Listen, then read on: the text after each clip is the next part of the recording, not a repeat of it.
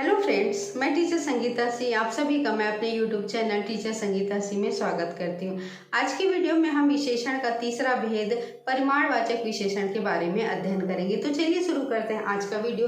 तो सबसे पहले हम ये जान लेते हैं परिमाणवाचक विशेषण की परिभाषा क्या होती है। परिमाणवाचक विशेषण की परिभाषा होती है वह विशेषण शब्द जो किसी संज्ञा या सर्वनाम शब्द की मात्रा, परिमाण, नाप, तोल आदि का बोध करवाता है उसे परिमाणवाचक विशेषण कहते हैं। दूसरे शब्दों में हम कह सकते हैं ऐसे पदार्थों को जिनको हम नाप सकते हैं, तौल सकते हैं, किसके अंतर्गत रखा जाता है? परिमाणवाचक विशेषण के अंतर्गत रखा जाता है। जैसे मैं लिख देती हूँ यहाँ पर, हम कहते हैं जैसे 4 मीटर, 2 किलो,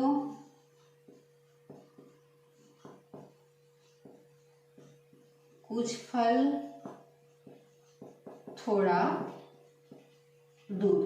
तो ये सभी क्या है, इनको क्या किया जा सकता है? या तो नापा जा सकता है, या तो क्या किया जा सकता है? तौला जा सकता है। अतः ये यहाँ पे जितने भी मैं उदाहरण लिखी हुई, किसके उदाहरण है? सभी जो है परिमाणवाचक विशेषण के उदाहरण। एक वाक्य के माध्यम से भी हम क्या कर सकते हैं, इसको जो है समझ सकते हैं। यहाँ पर मैं एक उदाहरण के रूप में एक वाक्य लिख रही हूँ, जैसे हमारी गाय 10 लीटर दूध देती है। तो यहाँ पे देखिए दूध क्या है? दूध जो है वो संज्ञा शब्द है और इस संज्ञा की जो है विशेषता क्या है? 10 लीटर है। अतः 10 लीटर क्या है? विशेषण है। चूंकि 10 लीटर क्या कर रहा है? यह जो है वो दूध के परिमाण को बता रहा है। अतः जो है वो 10 लीटर क्या है? परिमाणवाचक विशेषण है। तो इस तरीके से हम क्या कर सकते हैं, समझ सकते हैं कि परिमाणवाचक विशेषण जो है वो किसे कहते हैं। साथ ही कुछ और उदाहरण के माध्यम से भी हम परिमाणवाचक विशेषण को समझने का प्रयास करते हैं। तो यहाँ पर जैसे मैं लिख देती हूँ, राधा ने कविता को बहुत समझाया। कुछ और उदाहरण लिख देती हूँ, जैसे यह कपड़ा थोड़ा छोटा है। तो यहाँ पे देखिए बहुत और थोड़ा किसको बता रहे हैं? परिमाण को बता रहे हैं। अतः बहुत और थोड़ा क्या है? परिमाणवाचक विशेषण है। तो इस तरीके से हम क्या कर सकते हैं, परिमाणवाचक विशेषण को जो है वो समझ सकते हैं। अब हम देख लेते हैं परिमाणवाचक विशेषण के जो भेद कितने होते हैं उसको। अब हम देख लेते हैं परिमाणवाचक विशेषण के भेद का क्या कर लेते हैं, अध्ययन कर लेते हैं। और यह भेद जो पदार्थ की निश्चित मात्रा और अनिश्चित मात्रा के आधार पर इसका भेद किया गया है। तो इसके आधार पर जो है परिमाणवाचक विशेषण के कितने भेद होते हैं? 2 भेद होते हैं, जिसमें सबसे पहला होता है निश्चित परिमाणवाचक विशेषण।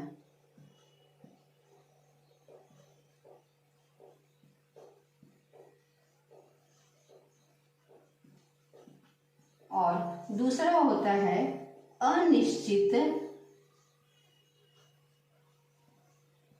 परिमाणवाचक विशेषण। अब हम क्या करते हैं, दोनों को जो है परिभाषा उदाहरण के माध्यम से समझने का प्रयास करते हैं। निश्चित परिमाणवाचक विशेषण किसे कहते हैं और अनिश्चित परिमाणवाचक विशेषण किसे कहते हैं। तो सबसे पहले हम ले लेते हैं निश्चित परिमाणवाचक विशेषण को।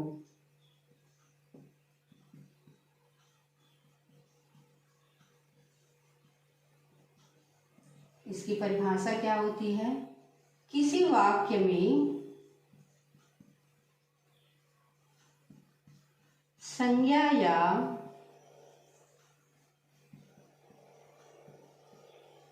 सर्वनाम शब्दों की निश्चित मात्रा, परिमाण, नाप या तोल का बोध कराने वाले शब्दों को निश्चित परिमाणवाचक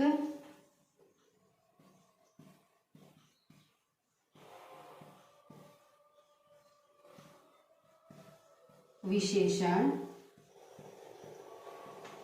कहते हैं। जैसे कुछ उदाहरण मैं यहाँ पर लिख देती हूँ, जैसे 4 किलो अनाज,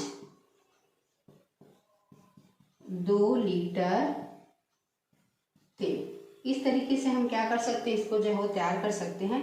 वाक्य के रूप में भी हम उदाहरण तैयार कर सकते हैं, जैसे परेश ने 4 मीटर कपड़ा खरीदा। और उदाहरण लिख सकते हैं, मैंने 2 किलो पनीर खरीदा।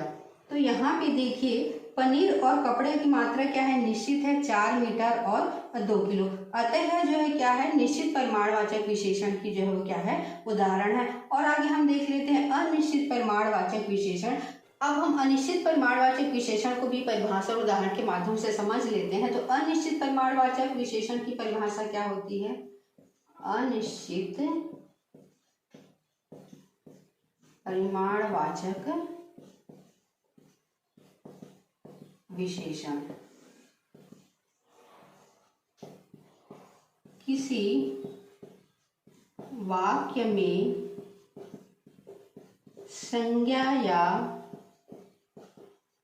सर्वनाम शब्दों की अनिश्चित मात्रा, परिमाण,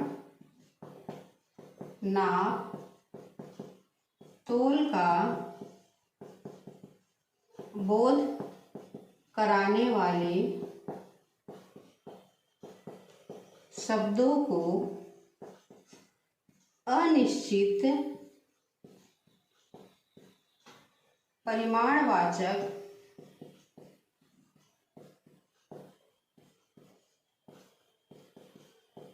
विशेषण कहते हैं। जैसे थोड़ा अनाज, कुछ फल। इसको भी हम उदाहरण के माध्यम से वाक्य के रूप में देख लेते हैं, जैसे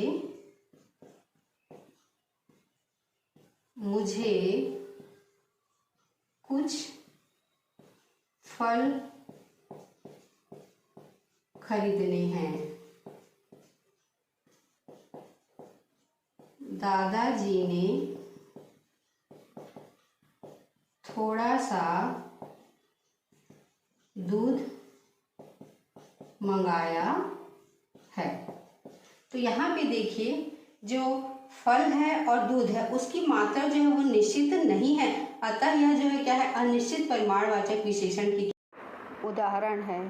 इस तरीके से आज की वीडियो में हमने परिमाणवाचक विशेषण को जाना, साथ ही जो परिमाणवाचक विशेषण के भेद को जाना कि परिमाणवाचक विशेषण के 2 भेद होते हैं, अनिश्चित परिमाणवाचक विशेषण और अनिश्चित परिमाणवाचक विशेषण। अगर आज आप लोगों को यह वीडियो अच्छा लगा होगा तो वीडियो को लाइक कीजिएगा, कमेंट कीजिएगा, शेयर कीजिएगा। अगर आप मेरे चैनल में नए हैं तो चैनल को सब्सक्राइब भी कीजिएगा।